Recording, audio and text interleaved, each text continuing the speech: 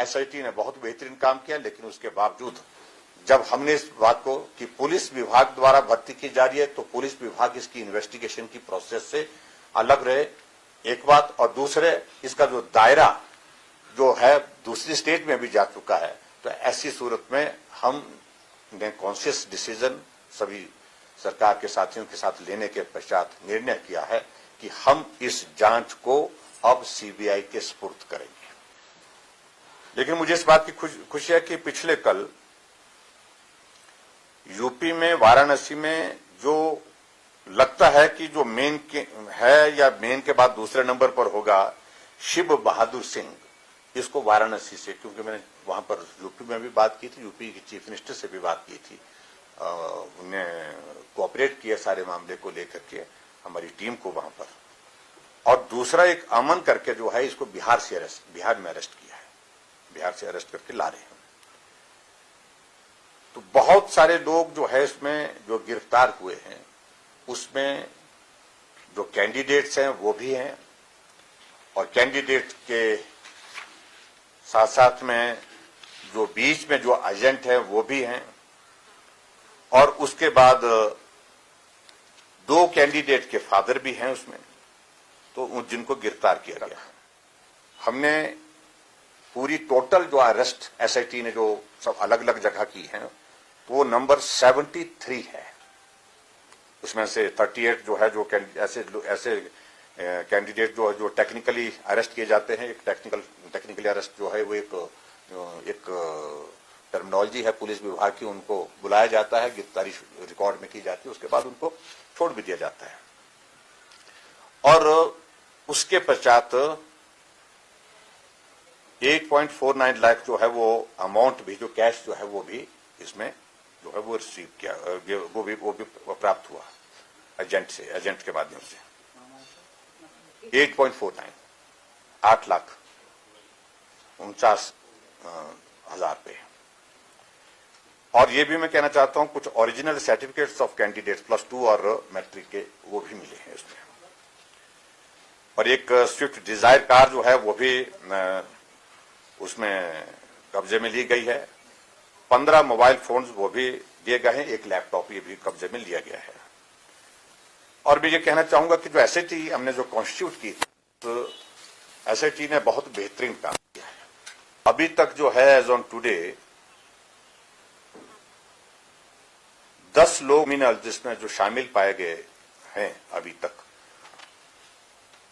जो प्रदेश के बाहर से हैं, स्टेट के बाहर से हैं, उनको उसमें एसआईटी ने अरेस्ट कर दिया है अभी तक। अब सारी चीजों को लेकर के, क्योंकि पहले हमको ये लग रहा था कि शायद ये घटना विद इन स्टेट ही है, स्टेट के अंदर ही इसकी ज्यूरिस्डिक्शन रहेगी और सारी जो इन्वॉल्वमेंट जिन लोगों की है वो शायद स्टेट के अंदर ही इस तरह से।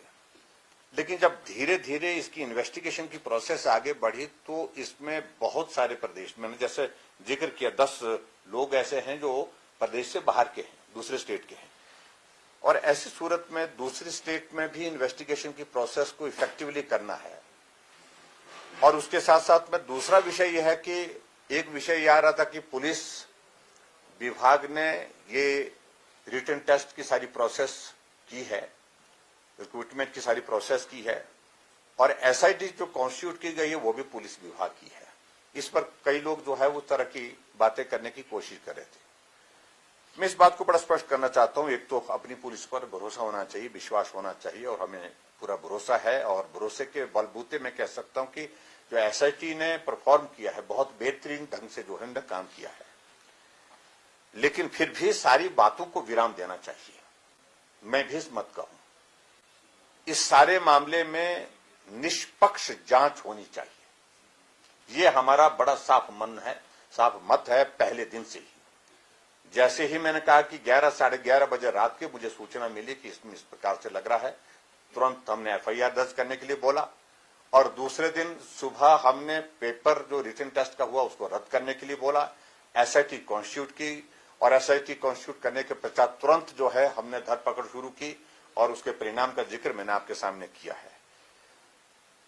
जब इसका दायरा दूसरे प्रदेशों में भी जा रहा है, दूसरे प्रदेशों में यानी कि बहुत सारे स्टेट जिसमें इन्वॉल्व, जहां से जो क्रिमिनल इसमें जिनका इन्वॉल्वमेंट इसमें दिख रहा है, इन सारी बातों को ध्यान में रखते हुए और लोगों के बीच में भी ये संदेश साफ शब्दों में जाना चाहिए कि हमारी सरकार पारदर्शिता के साथ भर्ती की प्रक्रिया को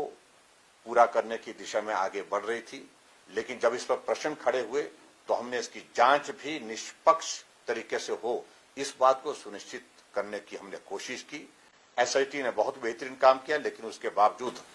जब हमने इस बात को कि पुलिस विभाग द्वारा भर्ती की जा रही है तो पुलिस विभाग इसकी इन्वेस्टिगेशन की प्रोसेस से अलग रहे,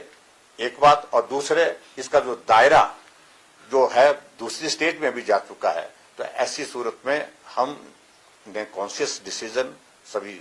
सरकार के साथियों के साथ लेने के पश्चात निर्णय किया है कि हम इस जांच को अब सीबीआई के सुपुर्द करेंगे।